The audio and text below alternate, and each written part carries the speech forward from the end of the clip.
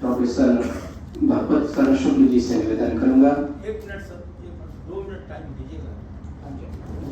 Student नहीं तो आने के लिए स्टूडेंट्स दो शब्द बोल दूसरे सत्र में फिर से लिया जाएगा, स्टूडेंट्स को लिया जाएगा। हाँ तो और भी है आऊँ, अगर आपका परमिशन हो तो मैं 2 मिनट के लिए। इसके बाद का सेशन है, उसमें लिए जाएंगे स्टूडेंट्स बहुत सारे। अग्रिम अभी और भी सत्र होगा, एक और उसमें सत्र सभी है। विद्यार्थियों को अवसर दिया जाएगा। अभी और है। मैं गुरु जी से निवेदन करूंगा वो कृपया आए।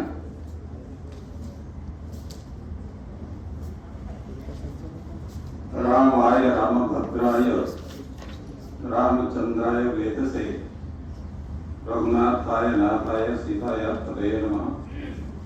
कृष्णाय वासुदेवाय हरे परमात्मने प्रणतक्लेशनाशाय गोविंदाय नमो नमः। मंचस्थ सभी विद्वद्गण, मेरे समक्ष विराजमान आचार्य द्विवेदी जी, शुक्ल जी, हमारे विद्वद्गण एवं विदुषीगण तथा छात्रगण, पहली बार मुझे इस कार्यक्रम में आने का अवसर हमारे शुक्ल जी ने दिया और महाराजा सयाजीराव गायकवाड़ के विषय में तो हम लोग इसलिए परिचित थे कि हमारे विश्वविद्यालय का विश्व प्रसिद्ध पुस्तकालय उन्हीं की देन। मैं जब पहले बार गया तो उनसे परिचित नहीं था। मैंने पूछा सयाजीराव कौन है, तो लोगों ने बताया कि बड़ौदा के महाराजा थे और उन्होंने इसको दिया। मालवीय जी भिक्षुराज थे, सबसे मांग लेते थे और सबसे पैसा नहीं मांगते थे, कहते ये काम आप कर दो। तो उन्होंने गायकवाड़ साहब से कहा कि आप हमारा पुस्तकालय बना दो। इसी तरह से किसी से कुछ कहा, किसी से कुछ कहा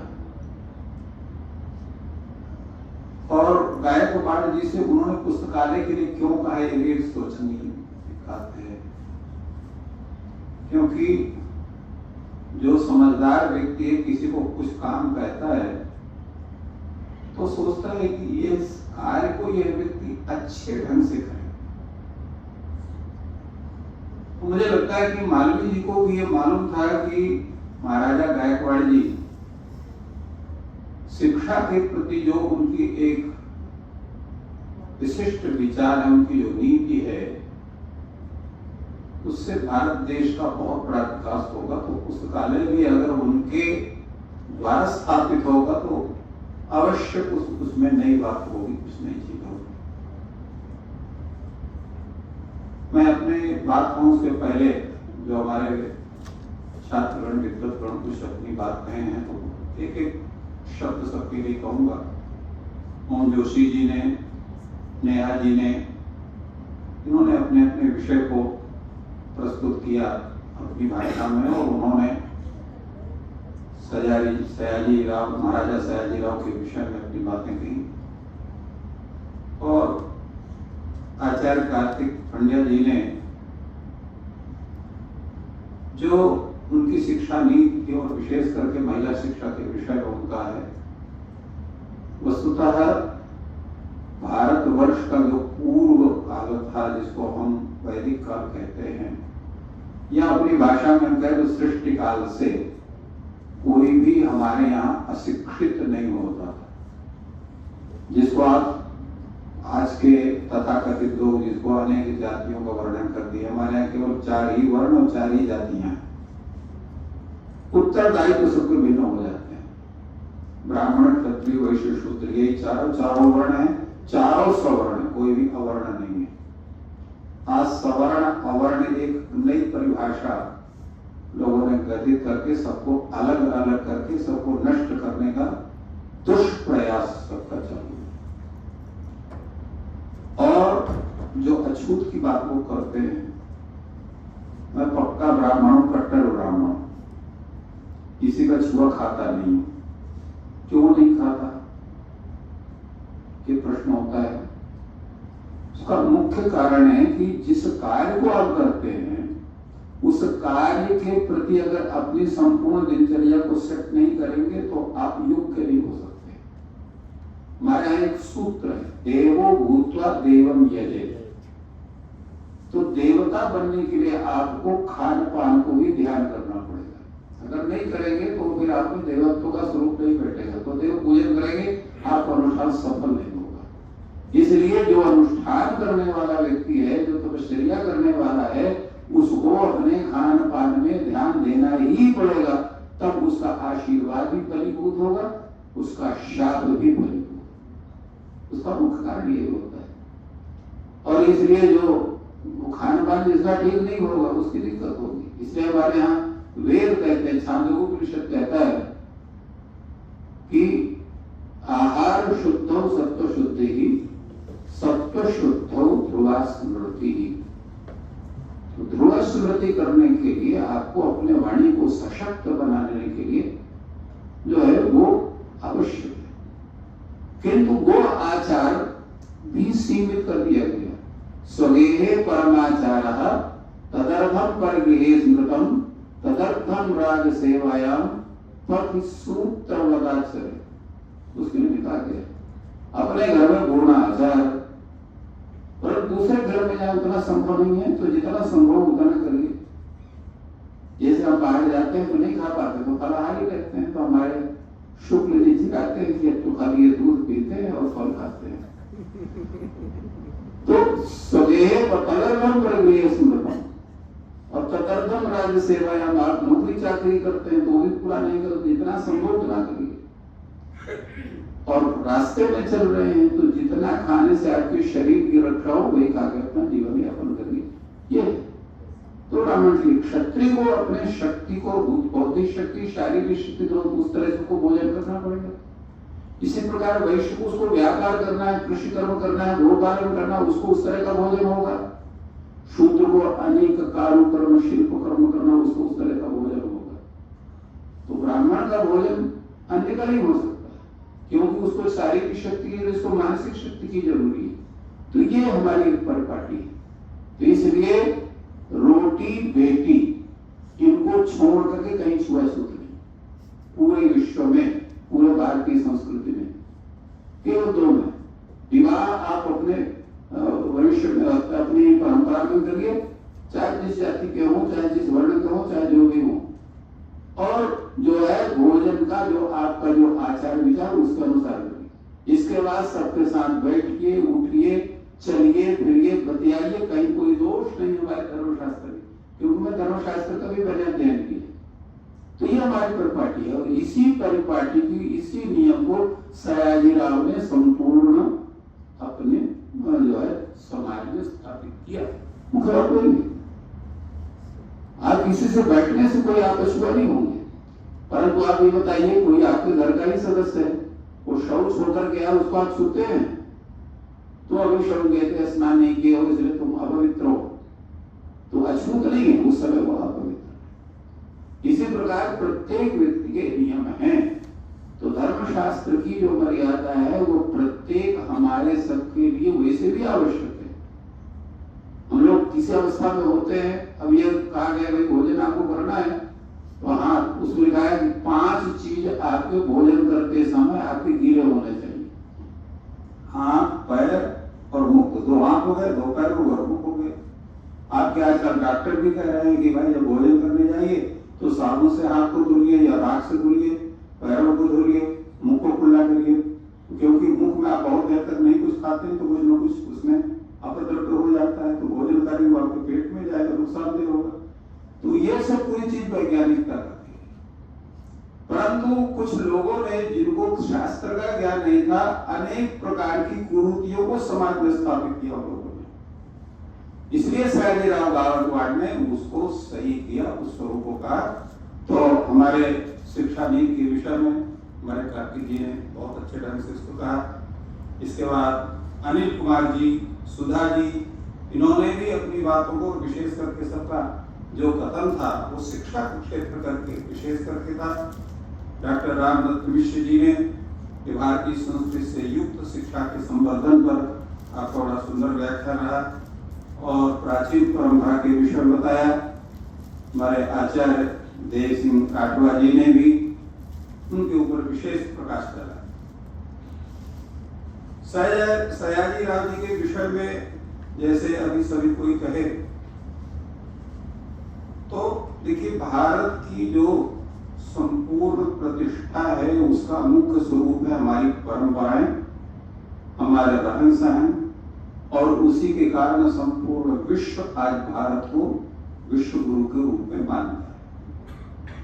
क्योंकि शरीर सबका एक ही जैसे होता है, किसी का थोड़ा सा उसके जो है उसकी चमड़ी किसी की थोड़ा गोरी होगी, किसी का काली होगी, किसी का सांवली होगी, थोड़ी सबका बनावट से भी सबके एक ही जैसा होता है। इंग्लैंड का भी व्यक्ति आपके जैसे दिखेगा और अमेरिका का भी व्यक्ति आपके जैसे दिखेगा, परंतु आचार का एक स्वरूप दूसरा होता है। इसलिए परंपरा का संपादन करने से हमारी जो सामाजिक परंपराएं हैं, हमारी जो दिनचर्या है, हमारे जो स्वरूप है, जो वैदिक से अनुमोदित है, वो अद्भुत है और संपूर्ण वैज्ञानिक है। एक शब्द सबको आप लोगों को भी किसी ने चिढ़ाया होगा, वो शब्द है रूढ़वादी। बड़े रूढ़वादी हैं जी ये आदमी भी। हमारे यहाँ रूढ़वादिता का स्वरूप क्या है? रूढ़वादिता किसको कहते हैं? रूढ़ी का अर्थ होता है परंपरा।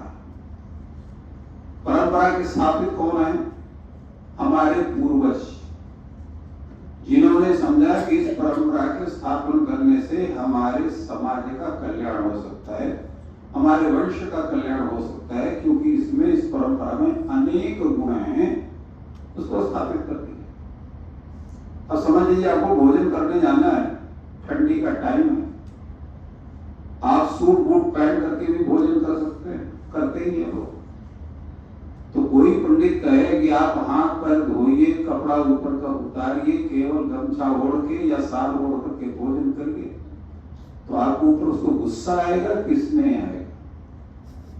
निश्चित है ठंडी के टाइम में महाराज आपको जैसा बड़े इसे खाओ, हम तो पूरा पहन के खाएंगे, जूता पहन के खाएंगे, यही बोले। ठंडी अवश्य लगेगी, किंतु उससे जो आपको, जो आपके शरीर में, आपके हाथ में, पैर में जो अशुद्धि है, जो जम्स हैं, वो अगर आपको भोजन में जाएंगे तो आपको दिक्कत होगी। आज आप हॉस्पिटल में जाइए, लगता है पूरा शहर बीमार हो गया है। लगता है जिस डॉक्टर की फीस आज से 30 साल 40 साल पहले 5 रुपए 10 रुपए होती थी, अब 500 या 1000 रुपए या 2000 रुपए हो गई। उसका मुख्य कारण क्या है? उसका मुख्य कारण यही है कि हम लोगों ने अपनी परंपरा को रूढ़ी और पिछड़ावादी मानकर को छोड़ करके उन दूषित परंपराओं के प्रति हम जो है आश्वासित हो रहे। तो हमारे ये परंपरा को हमें पालन करना चाहिए। दूसरा एक प्रश्न ये उठता है कि 3 भाइयों में गोपाल राव जी को क्यों चुना गया? और जो लोग हमारे मित्र ने कहा कि भाई उनमें कहा था कि और शासन करने के लिए आए हैं। देखिए, मुख्य चीजें होती हैं जो जन्मतः प्राप्त होती है। दातृत्वम, प्रियवक्तृत्वम, धीरत्वम, उचितज्ञता, अभ्यासेन लभ्यन्ते चत्वारः सहजा गुणाः। ये 4 सहज गुण है, आपको जन्म से ही मिले होते हैं। उदारता, कोई भी चीज मांगता है तुरंत दे देना। प्रिय बोलना, कोई आपके ऊपर झल्लाता भी है फिर भी आप प्रिय बोल करके कार्य करते हैं। और धीरत्व, आपका धैर्य टिकता नहीं है, कोई कितना आपको परेशान करना चाहे प्यार से आप उत्तर देते हैं। और उचितज्ञता, क्या उचित है, क्या सही है, क्या सही नहीं। तो ये 4 गुण आपको आपके जन्म से मिलते हैं, आपके पूर्व जन्म के संस्कार से आते हैं। अभ्यास करके आप इसको सिद्ध नहीं कर सकते हैं, ये नीति शास्त्र कहता है। तो इसलिए इनकी स्थिति उनमें दिखाई पड़ी गोपाल राव जी में, तो उनको स्वीकार किया गया, ऐसा मुझे लगता है। दूसरे क्या, उन्होंने देखा कि इस व्यक्ति में पढ़ने का एक अच्छा स्वरूप दिखाई पड़ता है। तो पढ़ने वाले में कौन कौन से गुण होना चाहिए? अक्रोधो गुरु शुश्रूषा शौचमाचार लाघवम नित्य स्वाध्याय इत्येते नियमाः पंचकीर्तिका। ये 5 नियम है। पहला है अक्रोधा, किसी भी हालत में क्रोध नहीं करना। फिर गुरु शुश्रूषा, क्योंकि हमारे यहाँ शास्त्र क्या कहते हैं, गुरु शुश्रूषया विद्या, गुरु शुश्रूषा से विद्या की। शास्त्र तो यहाँ कहते हैं जैसे गाय को धोया जाता है तो गाय को धोने के लिए उसको बछड़ा को रखते हैं तो गाय पर्याप्त दूध देती है, और बछड़ा को दूर कर दीजिए तो दूध है नहीं देती। उसी प्रकार गुरु की जब आप सेवा करते हैं तो गुरु न चाहता हुआ भी आपके सेवा से प्रसन्न होकर को अपनी विद्या आपको प्रेम से देता है। और शौचम, शौच मतलब पवित्रता, शरीर की पवित्रता, मन की पवित्रता, वाणी की पवित्रता। मन वाणी कर्म इसलिए वाले तीनों कहते हैं। और आचार नागव, आचार का पालन करना। और नित्य स्वाध्याय, कहते हमको तो टाइम ही नहीं मिलता पढ़ने, कितना काम होता है, सवेरे 6 बजे से रात को 9 बजे तक हम काम करते हैं। उसमें भी स्वाध्याय का, नित्य स्वाध्याय, चाहे आप 10 मिनट का स्वाध्याय करें, स्वाध्याय के समय करना है, उससे ज्ञान बढ़ता है। तो ये 5 नियमों का परिपालन एक प्रत्येक स्वाध्याय को करना चाहिए। और यही चीज हमारे महाराजा में थी, जिन्होंने अपने स्वाध्याय के बल से संपूर्ण इस साम्राज्य को एक नई दिशा दी। अभी हम आचार की बात कर रहे थे। हमारे यहाँ शास्त्र कहते हैं आचार का पालन क्यों आवश्यक। कहते हैं आचारो भूति जनक, अगर आप आचार का पालन करते हैं तो आपका कल्याण का मार्ग तुरंत खुल जाएगा। आचार कीर्तिवर्धन, आचार पालन करने से आपके मन की पवित्रता बनेगी, वाणी की पवित्रता बनेगी, आपकी क्रिया की पवित्रता बनेगी। तो आप किसी का भी काम करोगे तो भला काम ही करो, बुरा काम नहीं कर सकते। इसलिए राम जी के लिए कहा गया, सब बैरी हो राम बड़ाई करे, शत्रु भी भगवान राम की बड़ाई करता। और मुझे लगता था कि हमारे महाराजा सयाजी राव का उनके शत्रु भी अवश्य बड़ाई करते रहे होंगे, उनके काम कैसे थे। आचार भूति जनक, आचार कीर्तिवर्धन, आचारात् वर्धते ह्यायु, आचारो हन्त्य लक्षण, अलक्षणम हन्ति, संपूर्ण अलक्षण को करता है। इसलिए और दूसरे, आज हम लोग जाते हैं विदेश पढ़ने के लिए, हमारे लड़के जाते हैं, कई लड़के वहीं रह जाते हैं, सर्विस करते हैं, माता पिता उनको ताके ही रह जाते हैं और सही चीज कम सीखते हैं, गलत चीज ज्यादा सीखते हैं। इसके लिए भी क्या होना चाहिए। रहीम जी का एक दोहा है, आप लोगों ने पढ़ा होगा सभी को, जो रहीम उत्तम प्रकृति काकर सफेद कुसंग, चंदन विष व्यापक नहीं लपटे रहे भोजन। मेरा निवेदन यह है कि हम अपने बच्चों की प्रकृति को उत्तम बनाएं। हमारे शास्त्र भी कहते हैं, गुण दोष समाहारे गुणान मृणन्ति साधवः, क्षीरवारी समाहारे हंसा क्षीर निवाखिलम। जैसे हंस, उसको आप पानी मिला के दूध दीजिए तो दूध पी लेगा, पानी को छोड़ देगा। उसी तरह से जब हम किसी अच्छी बात को देखते हैं परंतु बुरे व्यक्ति के द्वारा वो अच्छी बात को सुनते हैं तो अच्छी बात को ले लेना चाहिए, बुरे तरफ ध्यान नहीं देना चाहिए। यही हमारे सयाजीराव ने विदेश में जाकर के भी उन्होंने अच्छी चीज को सीखा, वहां की अच्छाई को ग्रहण किया और जो है उसकी बुराई की तरफ उन्होंने देखा भी नहीं। अगर देखा तो उसके कुपरिणामों को देखा कि इस बुराई से क्या परिणाम है। यही एक उचितज्ञ व्यक्ति की उचितज्ञता है कि क्या हमारे लिए आवश्यक क्या नहीं। और अंत में चूंकि समय है और मुझको भी जाना है, एक बड़ा सुंदर जो विचार है उनमें दातृत्व शक्ति यदि हो अद्भुत सबकी सहायता करती। उसका मुख्य कारण था कि हमारे जो भारत की जो नीति है उसके वो ज्ञाता थे। वो कहते थे दानेन भूतानि वशी भवन्ति, दानेन वैराग्येण पियान्ति नाशम, परोपि बंधुत्वमुपैति दानै दानम ये सर्वव्यसनानि। दान से संपूर्ण प्राणी अपने बस में हो जाते हैं। और कोई आपका शत्रु भी है उसकी भी सहायता कर दिए तो दारे वैराण्य यान्ति नाशम, वैरभाव उनका नष्ट हो जाता है। परोपि बंधुत्वमुपैति दानैः, दान से शत्रु भी बंधु बन जाता है। इसलिए दान को कहा गया ये संपूर्ण व्यसनों को हनन करता है। और इसलिए जो उनके विचार थे, जो उनके कार्य थे, जो उनके व्यवहार थे, जिनकी गाथा आज हम लोग सब कोई बड़े ही प्रसन्नता से गायन करते हैं, तो मुझे ऐसा लगता है कि एक बार फिर किसी उसी तरह के सयाजीराव का यहाँ अवतरण होना चाहिए। वैदिक संस्कृते मूर्ति सयाजीराव भूमिपा संस्कृत संस्कृत त्राता भारते भूत स्यात् पुनः पुनः।